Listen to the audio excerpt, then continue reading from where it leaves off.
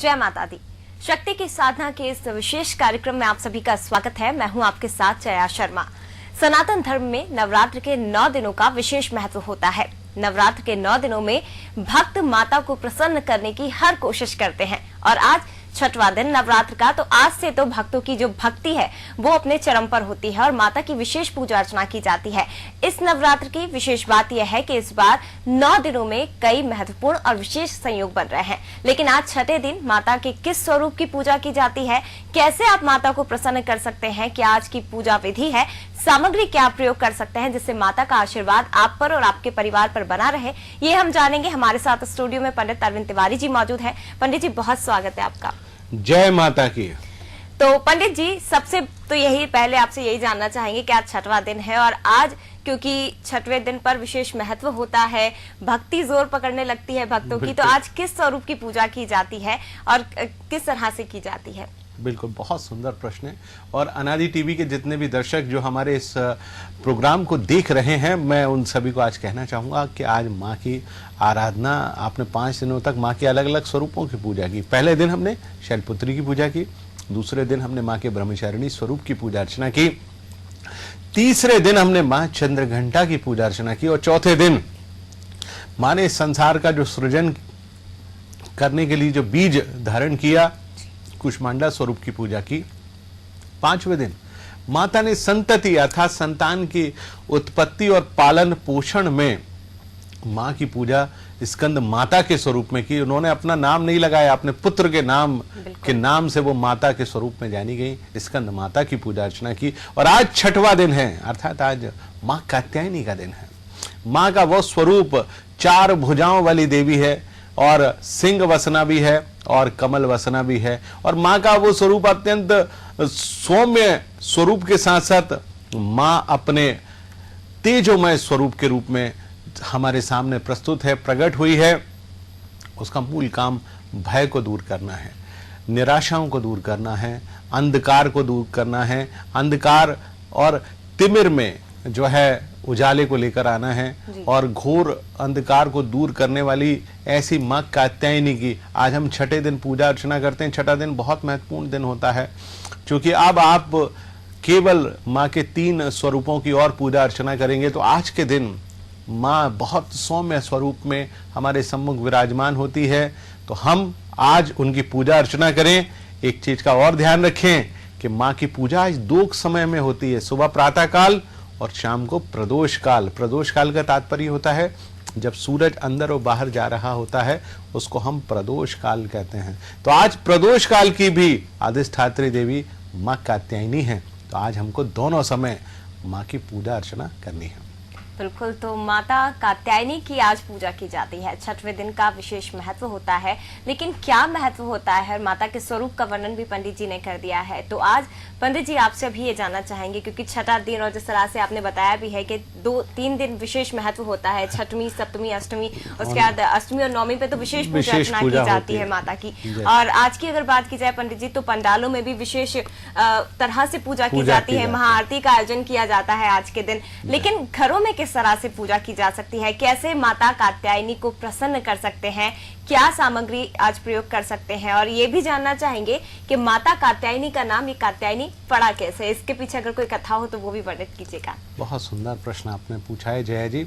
और हमारे अनादि टीवी के जितने भी दर्शक जो हमारे इस लोकप्रिय कार्यक्रम शक्ति की साधना को देख रहे हैं, तो आज माँ के प्रादुर्भाव कैसे हुआ, इस धरती पर उनका अवतरण कैसे हुआ, क्योंकि माँ 9 स्वरूपों में और 10 महाविद्याओं के स्वरूप में हमारे सम्मुख अलग अलग दिन अलग अलग स्वरूप में प्रकट हुई थी।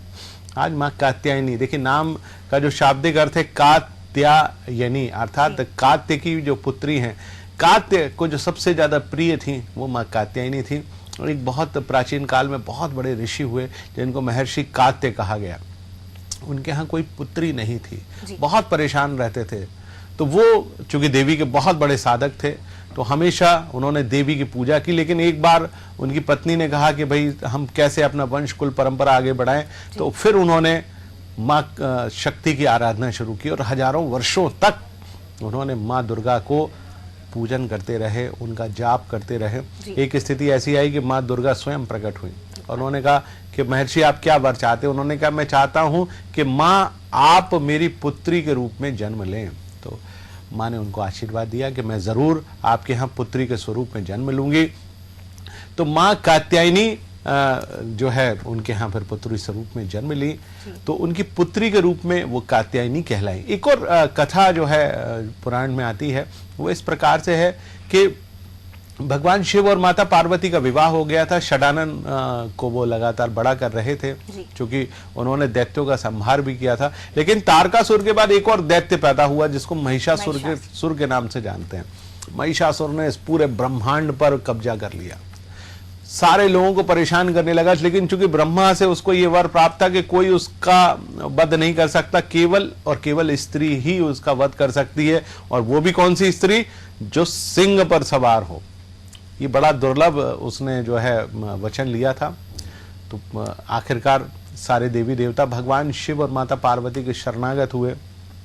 माता पार्वती ने अपनी तेजोमय शक्ति भगवान शिव में समाहित की और उनके मस्तक और उनकी आंखों से एक अद्भुत गौर वर्ण की तेजोमय देवी प्रकट हुई, जो कि 4 भुजाओं वाली देवी थी।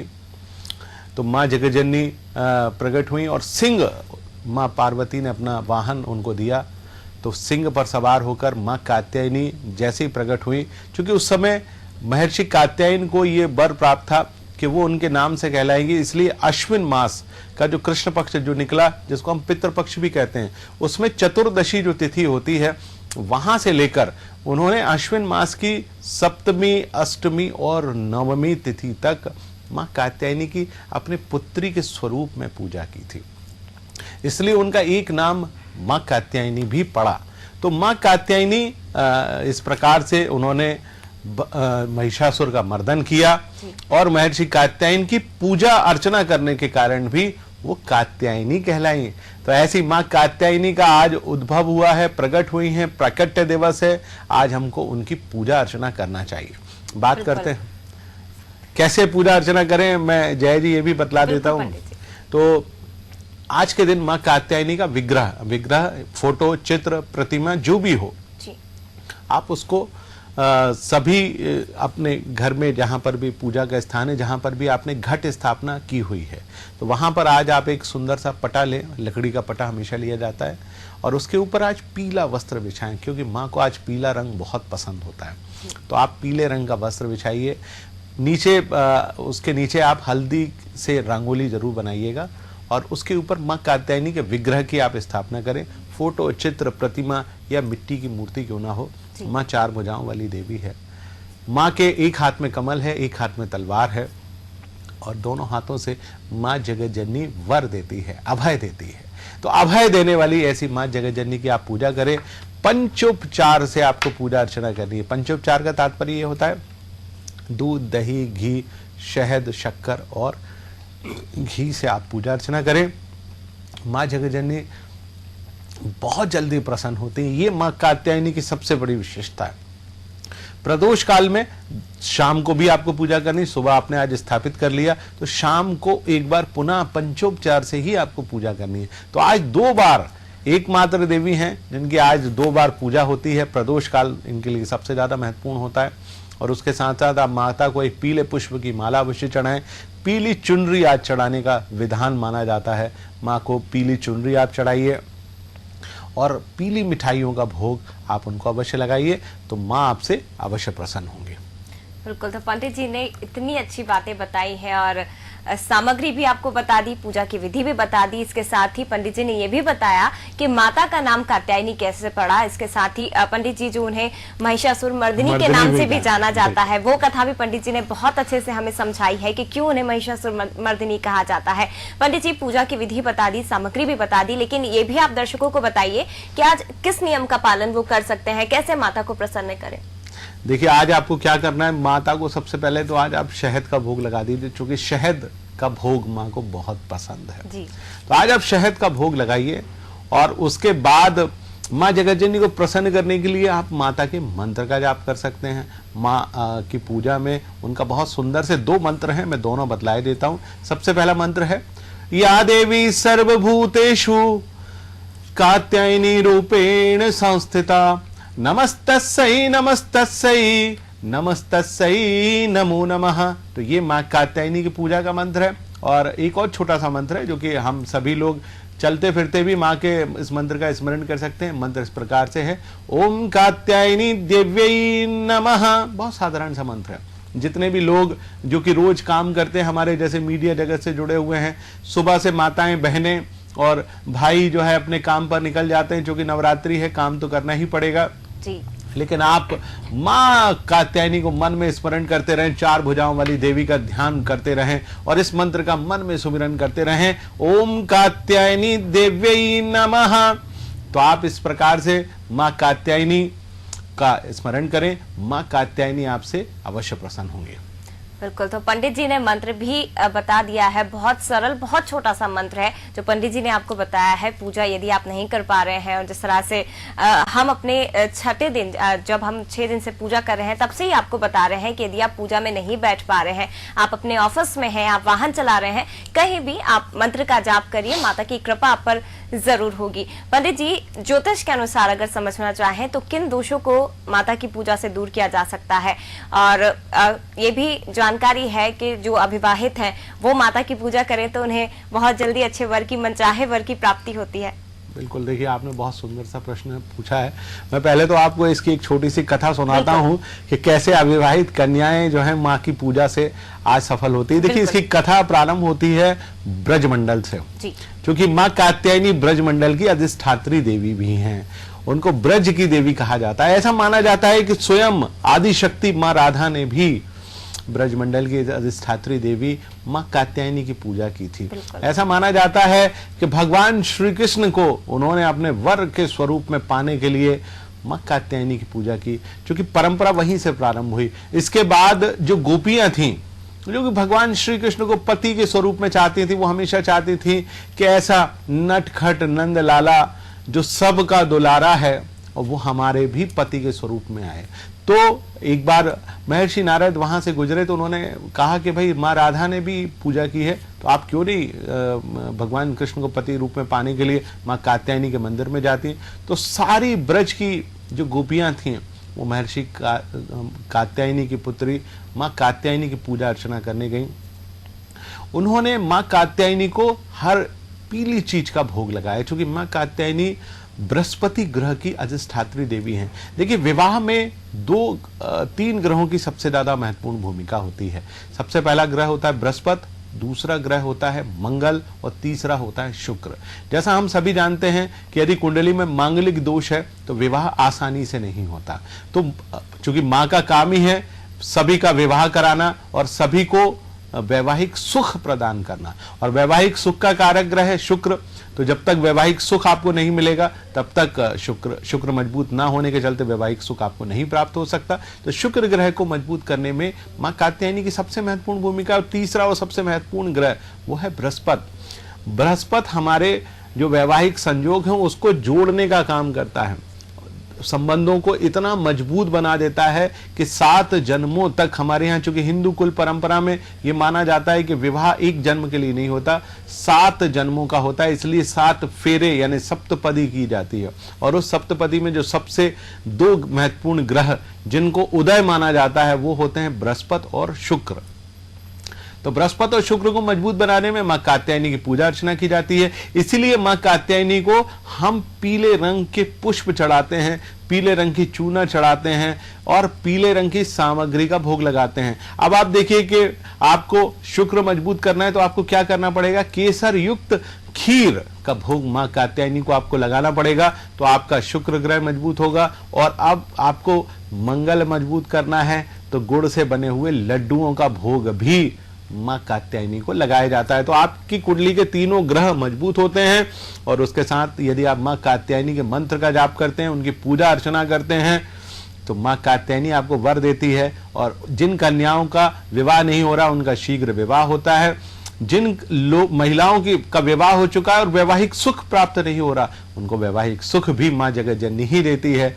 और माँ जगतजननी हमारे जीवन में धर्म, अर्थ, काम और मोक्ष को भी देने वाली है। तो आज के दिन ऐसी माँ कात्यायनी की हमको पूजा अर्चना अवश्य करनी चाहिए। बिल्कुल। तो यदि अविवाहितों को अच्छी कन्या नहीं मिल रही है या फिर कन्याओं की बात की जाए तो उन्हें अच्छा वर नहीं मिल रहा है, तो माँ की आज पूजा कीजिए। जिस तरह से मैं पहले ही आपको बता चुकी हूँ, पंडित जी भी बता चुके हैं कि आज 6वां दिन है, देवी कात्यायनी की आज पूजा की जाती है और आज के दिन का बहुत ज्यादा विशेष महत्व होता है। हालांकि नवरात्र के जो 9 दिन है वो तो विशेष होते ही हैं, लेकिन 6वीं, 7वीं, 8वीं और 9वीं, ये 4 दिन का विशेष महत्व होता है। तो अगर आपने शुरू से पूजा नहीं की है, लेकिन ये 4 दिन आप मन से और पूरे लगन से माता को प्रसन्न करने की कोशिश करेंगे तो माता जरूर आपकी मनोकामना पूरी करेगी। अविवाहितों का जल्द विवाह होगा। इसके साथ ही माता मन को नियंत्रित करने में, मन को एकाग्र करने में, उसमें भी मदद देती है। तो ये जो तमाम लाभ है वो माता की पूजा से जरूर आपको मिलेंगे। पंडित जी, जिस तरह से हमने स्कंद माता की जब पूजा की थी उसमें भी आपने बताया था कि निसंतान दंपति को संतान की प्राप्ति होती है। माता कुष्मांडा की जब पूजा की थी तब भी आपने जिक्र किया था कि गर्भवती महिलाएं यदि किसी को संतान है, आप उनकी पूजा करें तो आपको विशेष लाभ मिलेगा। तो आज की अगर बात की जाए, क्योंकि माता की पूजा का विशेष महत्व यही है, लाभ यही है कि अविवाहितों का विवाह जल्दी होता है, तो क्या ये माना जाए कि आज यदि कुमारी कन्या या फिर कोई भी विवाहितों की पूजा करे, विवाहित महिला की पूजा करे, 16 श्रृंगार उन्हें दे तो जल्द उनकी मनोकामना पूरी होगी? बिल्कुल, बहुत सुंदर प्रश्न आपने पूछा है। देखिए आज के दिन, देखिए हमको नारी शक्ति की पूजा हम 9 दिनों में कर रहे हैं। बिल्कुल। तो आज के दिन हमको क्या करना है, ऐसी विवाहित महिला की पूजा अर्चना करनी है जिनका चेहरा बिल्कुल गौर वर्ण का हो, तेजोमय कांति हो, चौड़ा माथा हो और हष्ट पुष्ट शरीर की वो महिला हो। तो आज के दिन आप उनको घर पर आमंत्रित करिए। उनको आप बहुत सुंदर से लकड़ी के पटे पर बिठाइए और उनके पैरों को आप पखारिए, क्योंकि माँ के पैरों को धोना या पखारना बेहद महत्वपूर्ण माना जाता है। तो माँ के पैरों को आप पखार लीजिए, पैरों को धो लीजिए और फिर उन पर गंगा जल का छींटा दीजिए, क्योंकि वो स्त्री नहीं है, वो माता के स्वरूप में आपके घर पधारी है। आज के दिन उनको आप बहुत सुंदर सा पीले केसर का तिलक अवश्य लगाइएगा और उसके बाद आप उनको सिंदूर भेंट करिए ताकि वो स्वयं सिंदूर लगा सकें। और उसके बाद माता को आज पीली पीली चूड़ियां अवश्य पहनाइए और उनको आप पीले रंग की चीज़ों का समावेश करते हुए 16 श्रृंगार की जो वस्तुएं हैं, जिनमें नेल पॉलिश है, लिपस्टिक है, बिंदी है, चूड़ियां हैं, कंघी है। कंघी का आज दिन बहुत महत्वपूर्ण माना जाता है, क्योंकि विवाहित महिला को श्रृंगार में सबसे ज़्यादा महत्वपूर्ण चीज़ होती है, उसको कंघी की आवश्यकता पड़ती है। तो कंघी आज अवश्य दें। एक आईना अवश्य दें, क्योंकि जब वो श्रृंगार करेंगी तो वो अपना चेहरा उस दर्पण में देखेंगी। दर्पण में उनके चेहरे देखने से बड़ा लाभ होता है, क्योंकि जितनी भी सकारात्मकता है वो सब आपको प्राप्त होगी। और उसके बाद आज उनको आप बिठाकर आज गुड़ से बनी हुई चीज़ों का भोग लगाएं, केसर युक्त खीर का भोग लगाएं और साथ में मालपुआ अवश्य खिलाएं, ताकि वो आपके घर से प्रसन्न होकर जाएं। तो आज ऐसी स्त्री या ऐसी महिला की पूजा करना बेहद महत्वपूर्ण है। मैं रोज आपको बतलाता हूं कि नवरात्रि शक्ति की आराधना का पर्व है। शक्ति माने स्त्री की आराधना का पर्व है, स्त्री के सम्मान का पर्व है। तो आज आप अपनी पत्नी, यदि आप विवाहित हैं तो आज आप उनको भी प्रणाम अवश्य करिए, क्योंकि वो विवाहित महिला भी माँ कात्यायनी के स्वरूप में आपके साथ आपके जीवन को निभा रही है। तो आज आप उनको भी प्रणाम करें। पैर तो पढ़ नहीं सकते, लेकिन आप प्रणाम अवश्य करिएगा और कोशिश करें, उनसे ये प्रार्थना करें कि आपके मन में कोई भी कलुषा है, अर्थात किसी भी रूप में आप नाराज हैं, तो आज कम से कम अपनी नाराजगी को छोड़ दीजिए, क्योंकि पति और पत्नी के बीच में प्रेम बहुत अधिक होता है, जिसके कारण नाराजगी बहुत ज़्यादा होती है। तो आज के दिन आप अपनी पत्नी से क्षमा अवश्य मांगे, और पत्नी है तो वो अपने पति से ये बात को लेकर प्रणाम करें कि हम लोग एक दूसरे के प्रति बहुत ही समभाव रखें और प्रेम का भाव रखें। तो आप इस प्रकार से पूजा अर्चना करें, माँ कात्यायनी आप पर अवश्य प्रसन्न होंगी। बिल्कुल। तो यदि आप भी अविवाहित हैं तो माता की पूजा अर्चना कीजिए, जिस तरह से पंडित जी ने बताया है। किसी विवाहित महिला और खास तौर पर जिसका अभी नया विवाह हुआ है उसकी आप पूजा कीजिए, उन्हें घर पर आमंत्रित कीजिए, प्यार से उनके पैर पखारिए, उन्हें श्रृंगार दीजिए। जिस तरह से पंडित जी ने बताया है केसर युक्त जो खीर होती है उसका आप उन्हें भोग लगाइए, उन्हें भोजन कराइए, तो माता की विशेष कृपा बनेगी। इसके साथ ही जो विवाहित है, क्योंकि आप भी जानते हैं कि विवाहित जो होते हैं वो एक ही सिक्के के दो पहलू होते हैं, पति और पत्नी। तो यदि थोड़ी सी भी नाराजगी आप में है तो ये जो विशेष दिन है इसमें अपनी नाराजगी दूर कर लीजिए, एक दूसरे को प्रणाम करिए, माता आप पर जरूर कृपा करेगी। पंडित जी, पीले रंग की आप बात बता रहे हैं कि माता को आज पीले रंग बहुत पसंद है। केसर युक्त खीर जो कि पीली होती है, पीले वस्त्रों को आप चढ़ा सकते हैं, पीली चुनरी माँ को उड़ाइए। लेकिन पीला रंग क्यों माता को पीला रंग पसंद है, क्या महत्व है इसका? देखिए, मैं आपको बताऊं कि पीला रंग एक तरह से सौभाग्य का रंग माना जाता है। पीला रंग नव ऊर्जा का रंग माना जाता है, क्योंकि पीले रंग में कहीं ना कहीं लालिमा समाई होती है। आप जब पीले रंग को बहुत ध्यान से देखेंगे तो वो लालिमा युक्त होता है, और जो पीला रंग बनता है वो श्वेत रंग से बनता है। तो आप देखिए, तीनों ग्रह की वो अधिष्ठात्री देवी हैं। तीनों ग्रह को मजबूत करने में मां कात्यायनी की सबसे महत्वपूर्ण भूमिका है। और पीला बुद्धि का रंग भी माना जाता है। बुद्धि की जो प्रखरता होती है वो भी पीले रंग से आती है। हर मनुष्य के पीछे एक ऑरा होता है। यदि आपके पीछे का ऑरा जिसमें पीले रंग की कमजोरी है, तो आज आप पीले रंग की वस्तुएं मां जगतजननी, मां कात्यायनी को आज अवश्य चढ़ाइए, क्योंकि वो पीले रंग की देवी हैं। और एक चीज और आपको मैं बतलाना चाहूंगा, मां आज्ञा चक्र की भी देवी हैं। मां की पूजा करने से हमारा आज्ञा चक्र मजबूत होता है, और यहाँ आज्ञा चक्र में जिस रंग का सबसे ज्यादा समावेश होता है वो केवल और केवल पीला रंग होता है। तो आप अपने जीवन की पारलौकिक अनुभव करने के लिए, क्योंकि हम अपने लोक को तो देख लेते हैं लेकिन हम परलोक यानी पारलौकिक शक्तियों को और चीजों को नहीं देख पाते हैं, तो आज मां कात्यायनी की पूजा करके आप उन पारलौकिक चीजों का अनुभव करेंगे। और जब आप अनुभव करेंगे तो आप देखेंगे, आंखें बंद करेंगे तो हर तरफ पीला और पीला रंग ही आपको दिखाई देगा। तो आज करके देखिए, आपको अवश्य लाभ होगा। बिल्कुल। तो आज जो माता का दिन है वो कात्यायनी देवी का दिन है, नवरात्र का छठा दिन है, और आप जानते हैं कि ये जो स्वरूप है माता का कन्या स्वरूप है। एक बात आपको माता के बारे में शायद नहीं पता होगी, ये बात है कि माता कात्यायनी ने अपने पिता के वंश को आगे बढ़ाया था, जो कि आमतौर पर बेटे करते हैं, लेकिन माता ने अपने पिता के वंश को आगे बढ़ाया, कन्या स्वरूप में उन्होंने इस वंश को आगे बढ़ाया था। तो आप समझ सकते हैं कि माता की पूजा का आज कितना विशेष फल आपको प्राप्त हो सकता है। विशेष संयोग नवरात्र में बन रहे हैं, पूजा विधि बता दी, सामग्री भी आपको बता दी, व्रत के नियम भी बता दिए, इसके साथ ही मंत्र क्या आप बोल सकते हैं, यदि पूजा नहीं कर सकते तो किस मंत्र का आप उच्चारण कर सकते हैं, वो भी पंडित जी ने आपको बताया है। नवरात्र के अंतिम 4 दिन है, इस संयोग को हाथ से मत जाने दीजिए। माता की पूजा का विशेष लाभ आपको जरूर मिलेगा। और अविवाहित आज माता की पूजा करिए, हो सकता है कि अगले साल आने वाले शारदीय नवरात्र तक आप जोड़ों के साथ पूजा करें, ये भी संभव हो सकता है, क्योंकि माता की कृपा बनेगी तो कुछ भी हो सकता है। पंडित जी बहुत धन्यवाद इतनी अच्छी जानकारी हमारे दर्शकों तक पहुंचाने के लिए। तो इसी के साथ शक्ति की साधना में फिलहाल इतना ही, लेकिन खबरों के लिए आप बने रहिए अनादि टीवी के साथ।